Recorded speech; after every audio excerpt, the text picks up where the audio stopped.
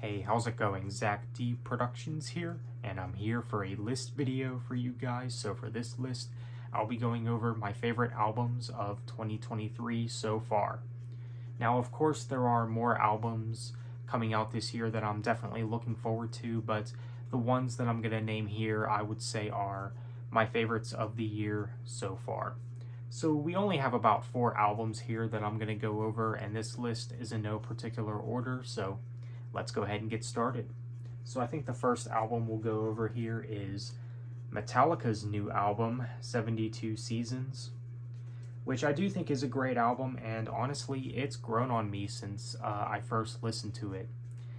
I would honestly say that this is the best thing Metallica has done since the Black Album. It's got some great riff work, of course, from Kirk Hammett. James Hetfield's vocals are actually pretty good on this. The musicians, they all do a fantastic job here. The riff work especially really stands out. You got a lot of great songs on here, of course, like the title track, If Darkness Had a Sun, Lux Eterna, Shadows Follow, Chasing Light, just to name a few. Great tracks, great songs for sure. So 72 Seasons by Metallica, and I would not be surprised if this album remains really high up there by the end of the year. I would not be surprised if by the end of the year this stays up there in the top 5 or something. I don't know. Great album for sure. Next we got Overkill's newest album, Scorched. Overkill, of course, just back at it, doing their thing. I knew right when the singles came out that Overkill, they were still capable of making great music. I mean, yes, it is just standard Overkill. It's what you would expect from the band, but it's still solid musicianship nonetheless, and definitely a great album. Of course, you got the title track, Going Home, The Surgeon, Wicked Place. I mean, I can go on about the songs on this album. Overkill is very consistent within thrash metal, so there you go. Scorched by Overkill, a great album for sure, and also one of my favorites of the year.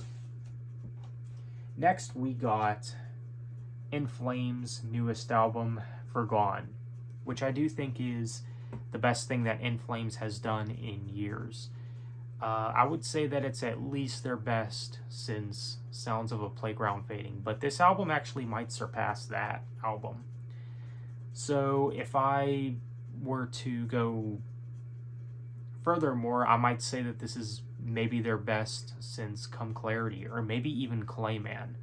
I do think that this album is that strong, actually. I do think that they're bringing back some of that Melodeath stuff that they had, of course, back in their good old days. They definitely brought back the heaviness, for sure. There's definitely a lot of heavy tracks on here, like State of Slow Decay, Forgone Part 1, and The Great Deceiver. Great tracks, for sure. But, of course, the other songs on here I think are really solid.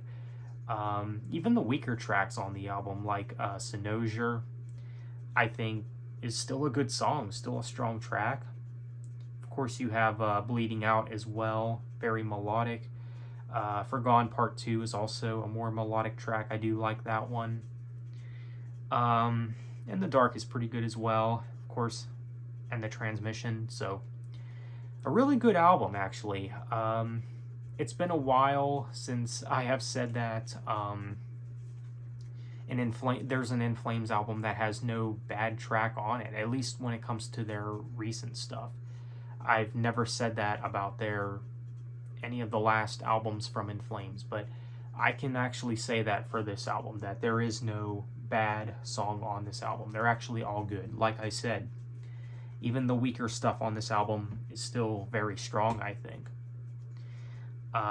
Those last few albums from In Flames haven't really done much for me. They were pretty underwhelming albums, if you ask me, but this album, you know, the band is just, they're going in a better direction this time. So, yeah, if they just keep this up, then I think In Flames will be good.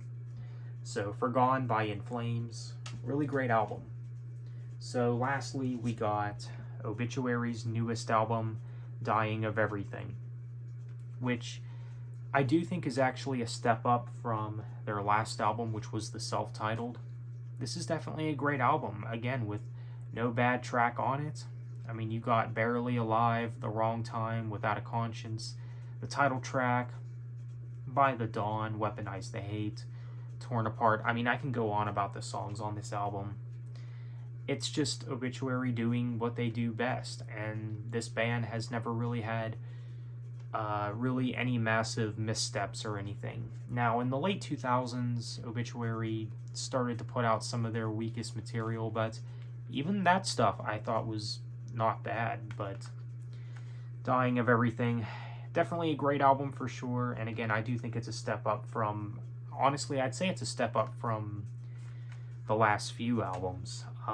I'd say that this is probably their best since Frozen in Time, so there you have it. Obituary just doing good old death metal like they always do. So, of course, their new album, Dying of Everything, it's really good. Definitely worth checking out.